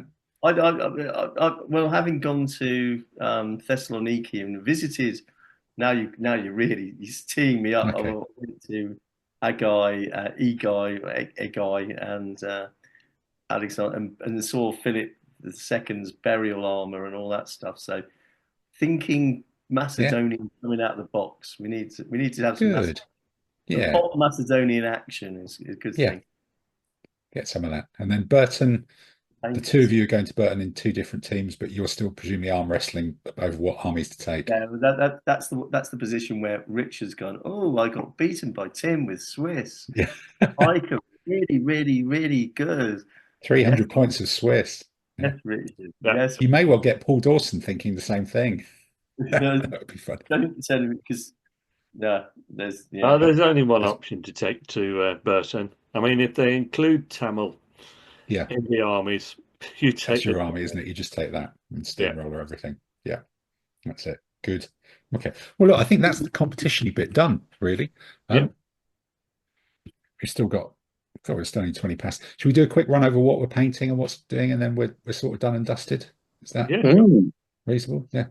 All right. Well, look, let's have a return and see what people have been up to on the old painting front. Mr. Allen, has there been any? It's normally rebasing, isn't it? It's something you've discovered in a cupboard and redone, because you redid those Swiss quite tightly, actually. Yeah, with snow effect. Yeah, that took a lot of work. Nice. Right, I'm going to Pamplona, which is the Forgotten Armies. Yeah, and I got a large number of Chinantec pikemen from Curacao some while ago.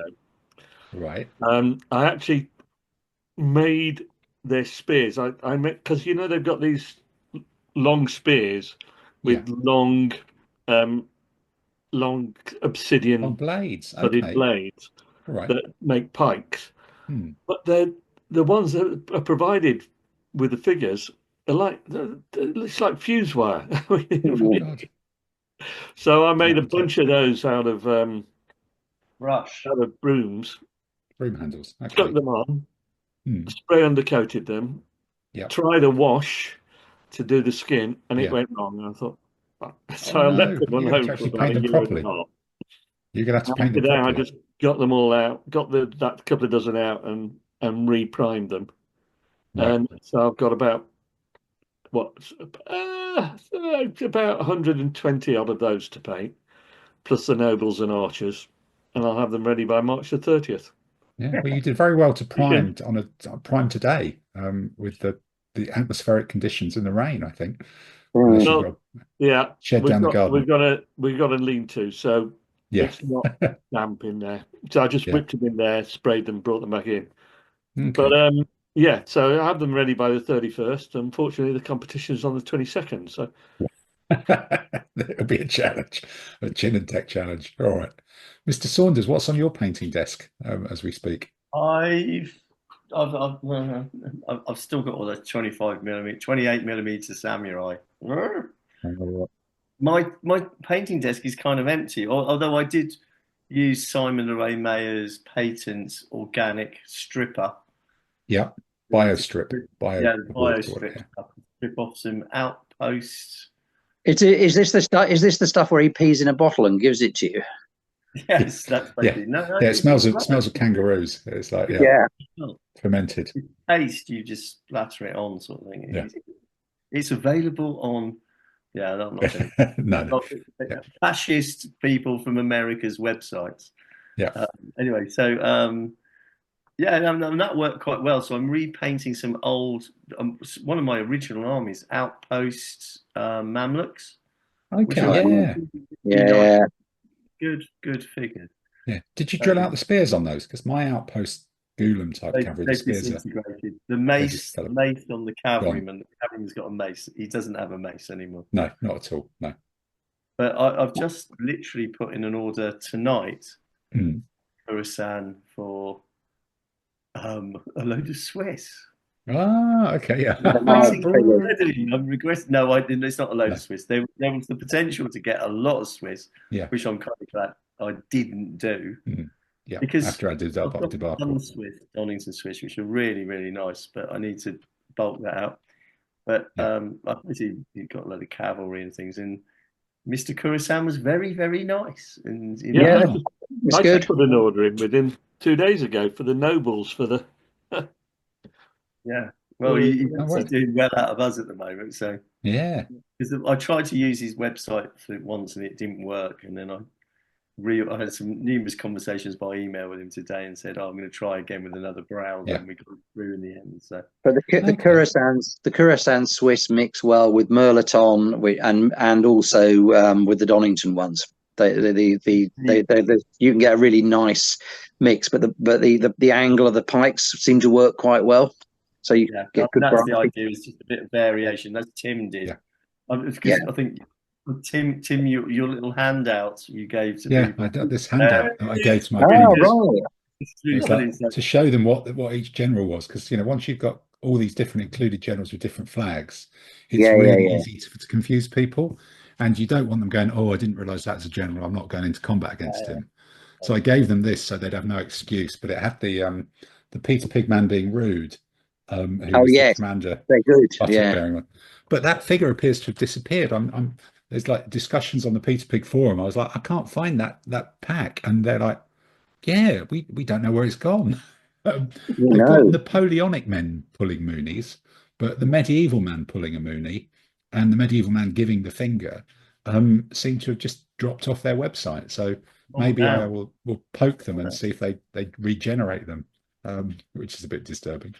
I couldn't resist at least 3 of the Khorasan Swiss death figure. They me going on a plastic sheet saying that's my brilliant general, the one with death at the front, or even 3 deaths also. A dead general for each one. Okay. And Mark, what's on your table? Are you still chewing away at the rules for Pendragon as well? I'm still. They're in being proofread at the moment. This is the future war ones they're in. So we've had a few comments back, but they're due for release. Print and sale at Salute. So that's April. So that's good. And I've done up to my ears in army lists, of course, as always. That's rules are easy, folks. Army lists terrible. I finished rebasing. Me and Simon are going to have a go at that next Thursday. I'd appreciate the feedback. Simon's talking about rewriting the whole thing, so if you can just calm him down a bit. It's too late if it's April. Yes, done. Well, it's in with an editor, so we've gone for so we'll be able to put proper indexing in, both sort of alphabetically and by numbers. We'll look into that. I painted a If very large. if you've got an army list to send over to me for something, Yeah, I no, I can can send you some. do some I can do remix that. or whatever. Yeah, Yeah, yeah, cool. definitely, I can do that, Tim. I've painted a very large 3D print Truebuck for my, or trebuchet, I should call it. Sorry, for my. What? I was going to say, Yeah, is this some 40k thing? A true buck? yeah, No? no, a trebuchet for my Yep. Huttites. They're allowed a heavy artillery piece, and it's one of the few armies where they actually specifies you're allowed a trebuchet. So I've got that. And the other stuff is I'm painting these rather lovely, and you can't really see them, but these are a new manufacturer called Checkpoint, and they are a guy called Mark Dixon, and they're 28mm Sumerians, and they're absolutely beautiful. I mean, they are much more. They look much more dynamic than most Sumerian figures, because most just tend to be sort of stood there with big square shields. Yeah, these are the guard infantry. So with the axes, so they've got the big shields, but they've got hand axes to go with it as well. These particular ones. So that's my So wasn't there a guy who did the Museum Z range Sumerians, and then somebody sells them scaled up to 28s as well? Oh, I don't know that.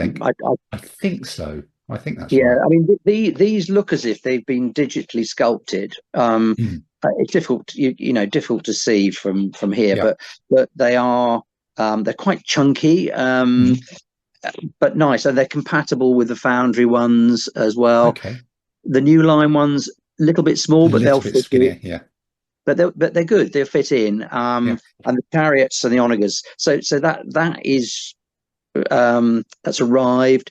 And I'll be fielding it with an early Assyrian ally, as why wouldn't you, basically? So load of elite impact medium swords. And so actually, that just makes me think, I've not seen anything about a New Line sale this year, because there's normally one about this. But looking at the website, the chap says, I will be having a cataract operation on 22nd of January, which is good luck. He's done it. Hopefully that all went well.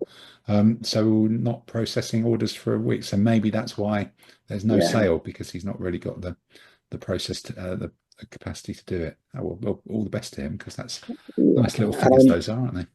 Yeah, they're nice figures. I'm also painting some 15mm 12th, 13th century knights ready for Helsinki. And where are they from? Which company are they from? They're Merlaton. They're the Merlaton they're the Teuton stroke sort of German. With the separate shields, 50mm separate shields, separate lances, all that kind of stuff. But they do paint up beautifully.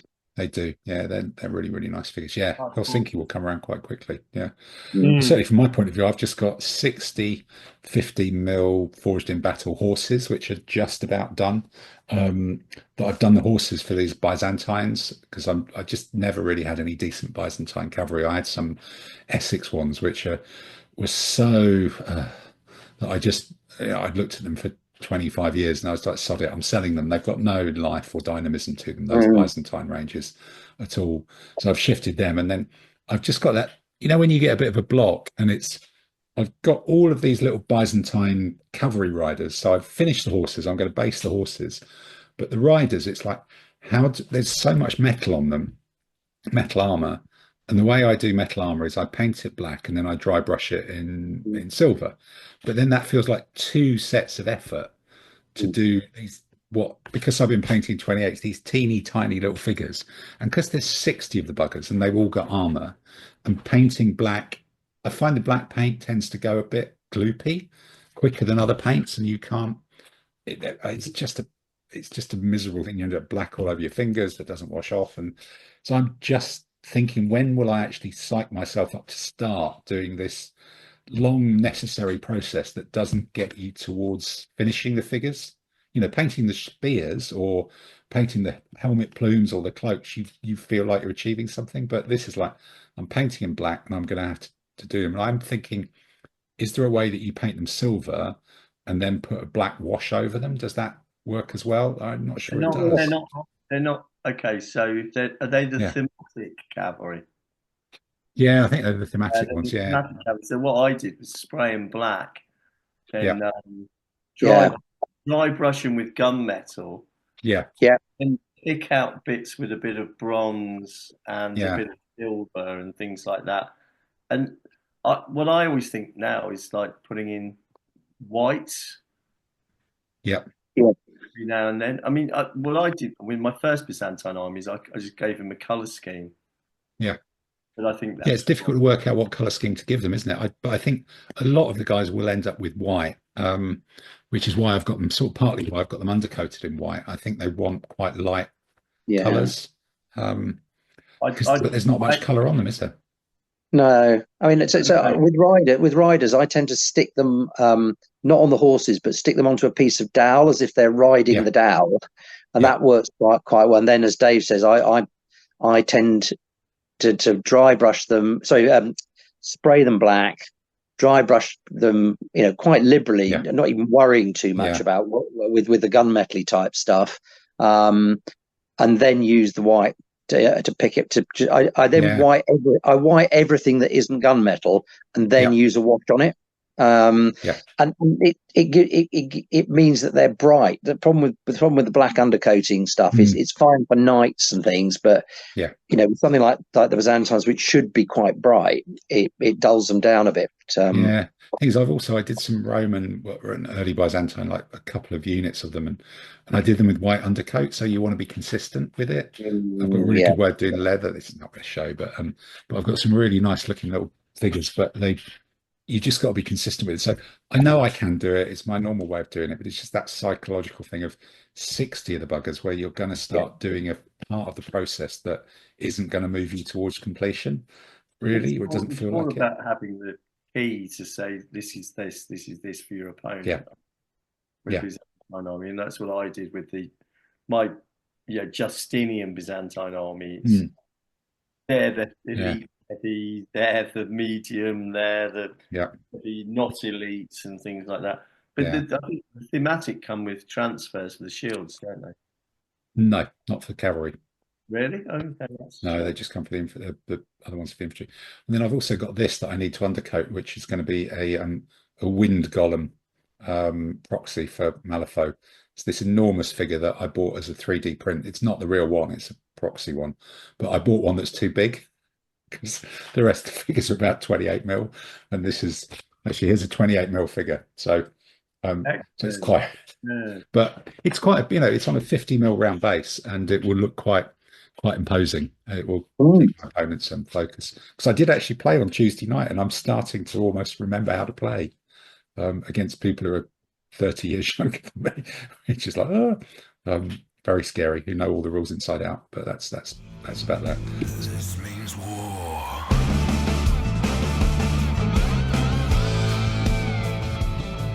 Right, well, I think that's covered up painting. We've not done too bad, have we, on this one? And we've covered Alicante. Trying to think, is there any other bits that have been going on or coming up or worth throwing out into the ether? Anything else been happening? Sorry? There seem to be a number of manufacturers sadly sort of biting the dust, which I think is a bit of a thing. So you've got sort of Fighting 15 stopping casting. You've got Aventine have just been sold as well, so it'd be interesting to see what happens there. Okay, because they were just packing up, weren't they, about a year ago? Yeah. So I don't know who's bought it and where it's going. Hopefully it won't be the States in the nicest way, but we'll have to see. And then of course you've got Magister Militant gone. They finished today, haven't they? And they've still not found a buyer for their 15 mil ranges. I saw something on Facebook saying 1,400 molds for the 15 mil historical stuff, and they wanted 30 grand for it. Which it's a lot of money. It's a lot of money. It is.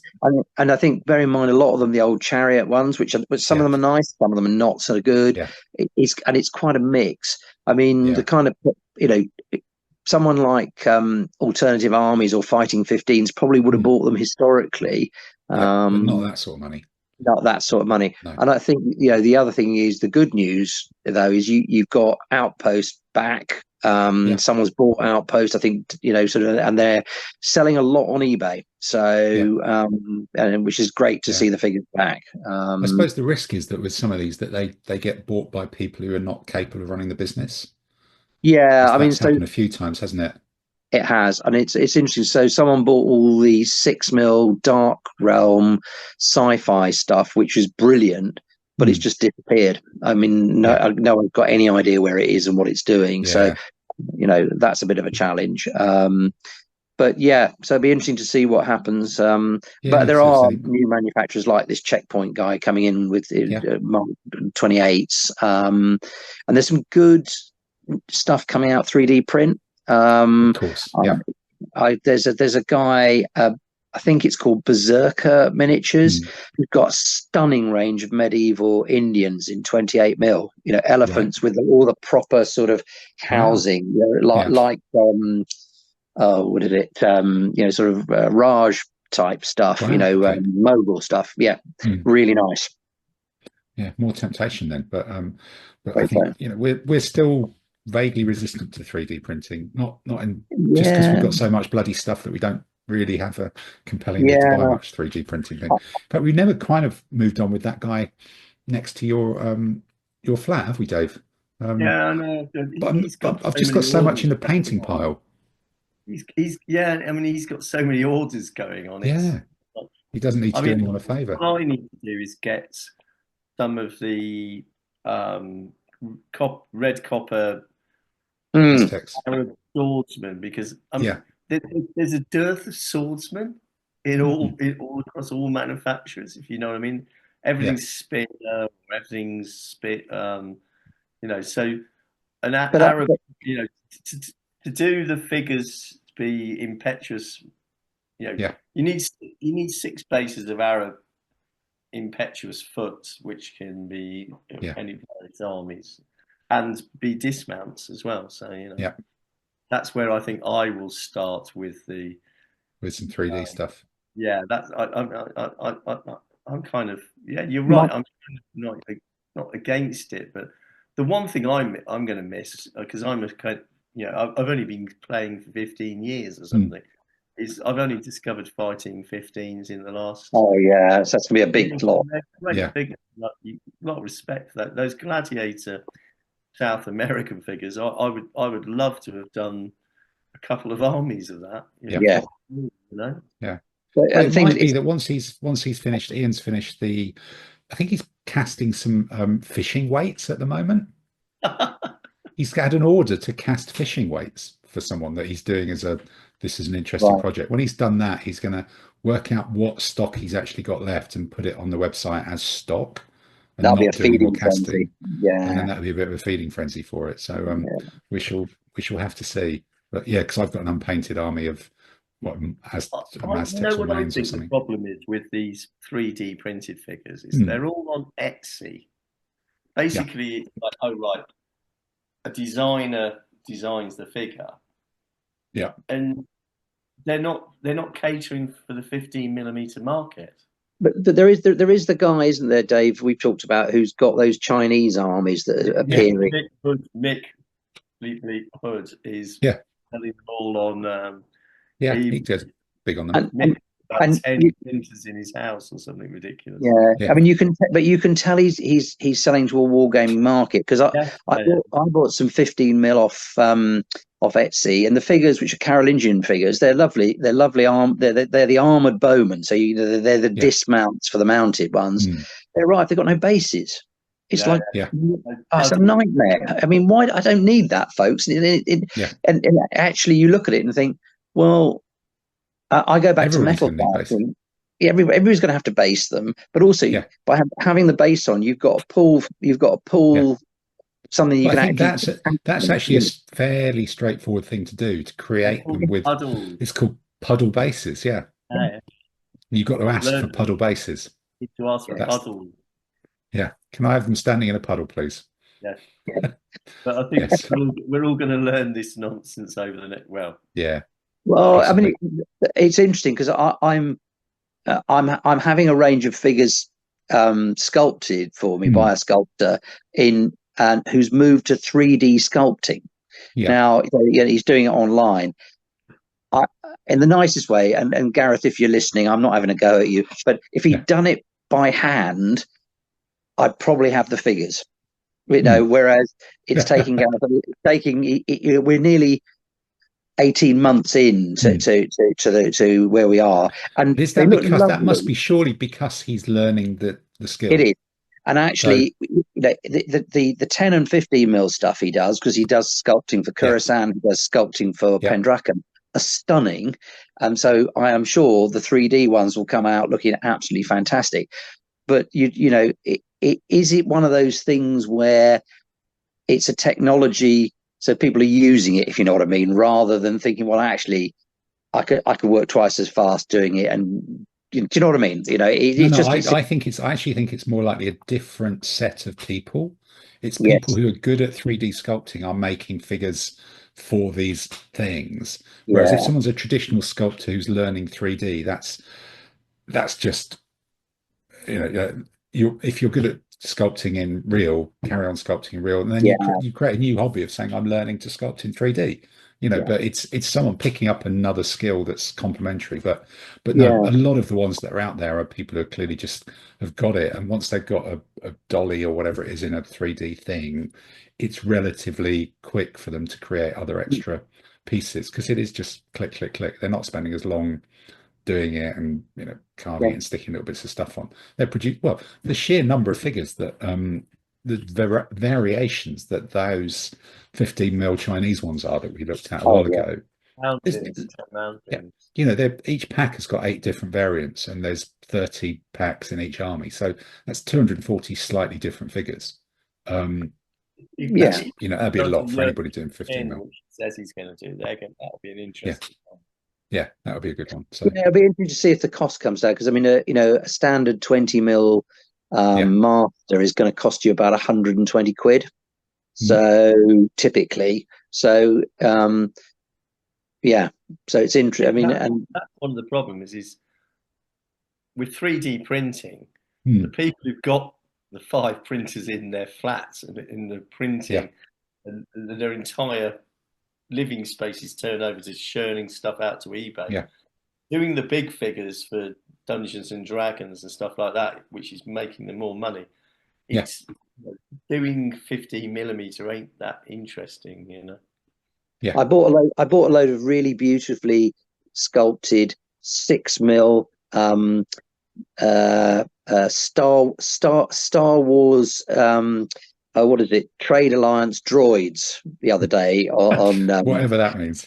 Well, sort of anyway, the thing, the Star Wars, but the thing is, they arrive with more sprue than figure. I mean, it's just so. I mean, admittedly, they're 6 mil, but you just look at it and think, no, I'm sorry, that's a big mistake.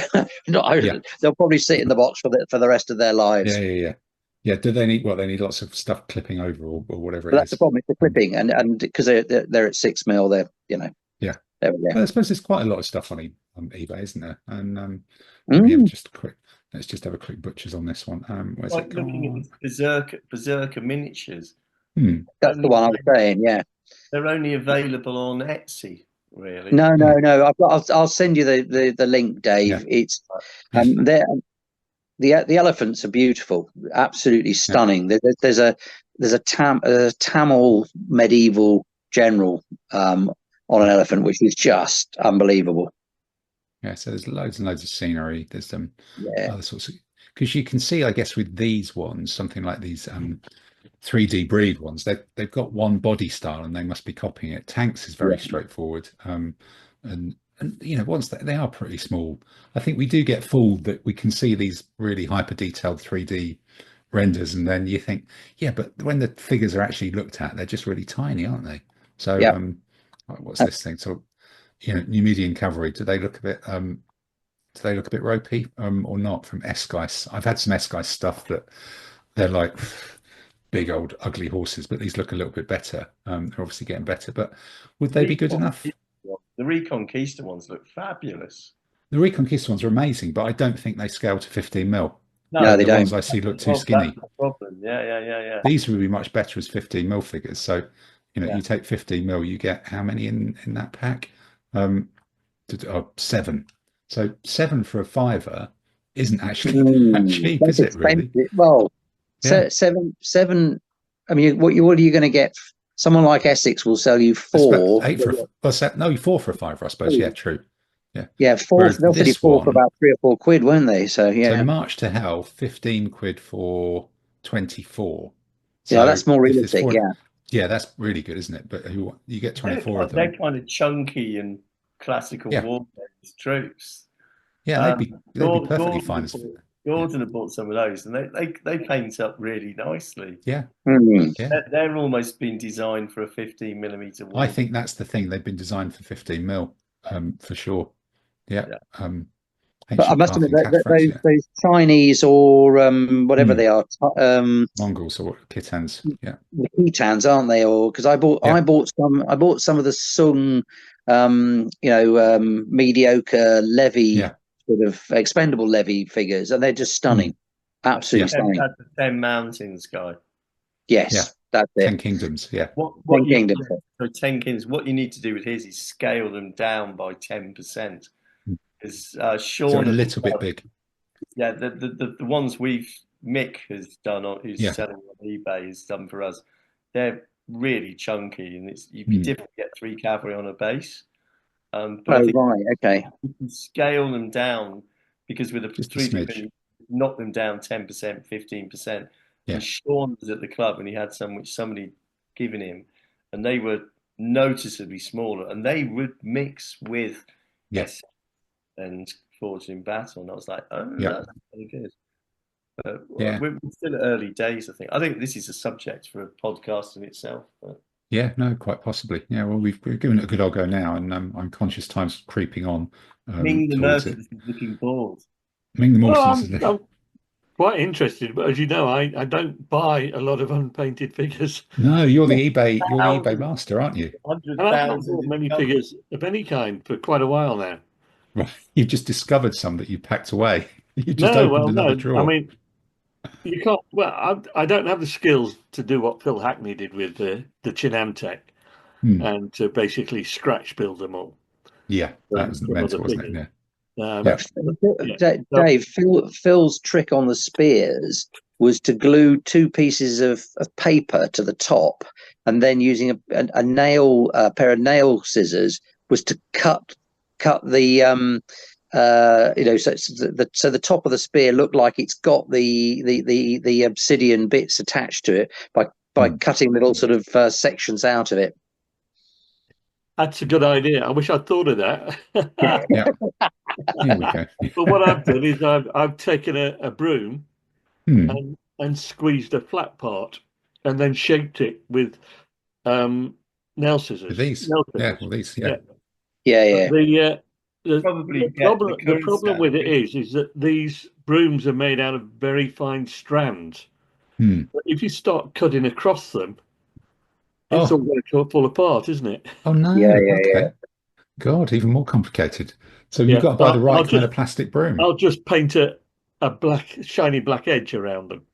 Yeah. And nobody will be able to see it because it's too far. Could you get like the plastic stuff that scale modelers have, and squish that instead? Or no, you're done now. You've already got them undecorated. Well, my original thought was to try and cut a slice into the blades of it that came from Khorasan, and stick a needle in it, stick a pin in it.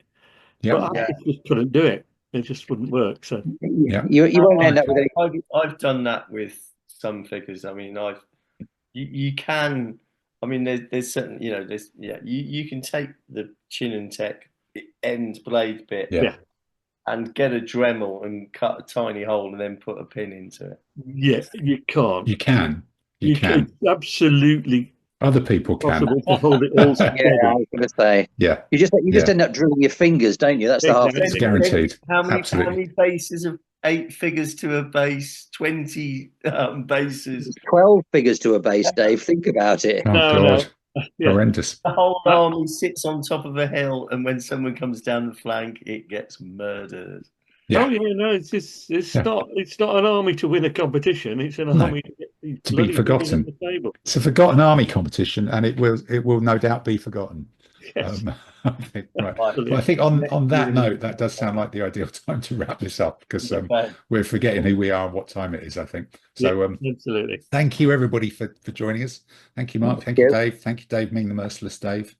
and I guess it's time we shall probably another slightly rotate the cast around and try and come back in maybe a month's time and get back onto a bit more of a habit of doing these, because it's kind of good, isn't it? It's well, it is for us anyway. Whether anyone listens to the end, I don't know.